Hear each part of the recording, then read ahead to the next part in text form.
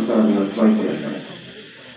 أعوذ بالله من الشيطان الرجيم. بسم الله الرحمن الرحيم. আজকে আমাদের একটি ঐতিহাসিক সামাজিক সংগঠন আমার এলাকার উন্নয়ন বিভাগ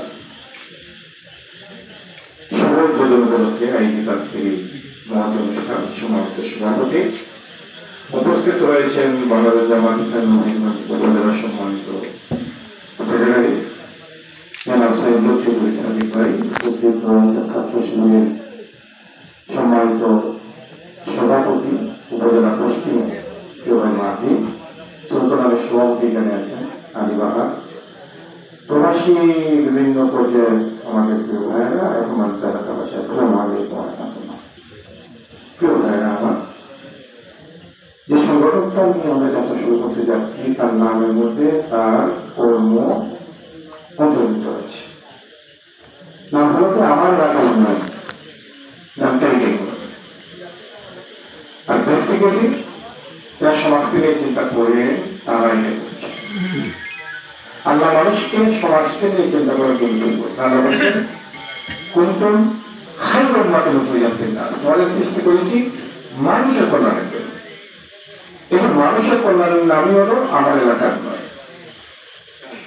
সরাসরি যদি ভাবার্থ নাও আসে, কিন্তু তাফসীর যদি আমি করি কুনতুম খায়রা উম্মাতিন, তাহলে আমার এলাকার উন্নয়নের সাথে সরাসরি সম্পর্ক হয়ে যায়। সুতরাং আমার যে সমস্ত ভাইয়েরা এই উদ্যোগ গ্রহণ করেছেন তাদের এই উদ্যোগকে আমি সুস্বাগত জানাচ্ছি, সাধুবাদ জানাচ্ছি। পৃথিবীতে মানুষের আশার হেতুটাই হলো করে নিজের জন্য নয়, যারা নিজকে নিয়ে চিন্তা করে আসা। আল্লাহ রাসূল এক জীবন দিয়েছে অত্যন্ত কষ্টের মধ্য দিয়ে। আবার তিনি এক সময় মদিনা নামক রাষ্ট্রের প্রধান ছিলেন না। তিনি যখন মদিনা নামক রাষ্ট্রের প্রধান, তখন তার অর্থের কোনো অভাব ছিল না। প্রত্যেকটা জেহাদ থেকে গনিমতের মাল আসতো, প্রত্যেকটা মালের একটা অংশ তার পাল্লায়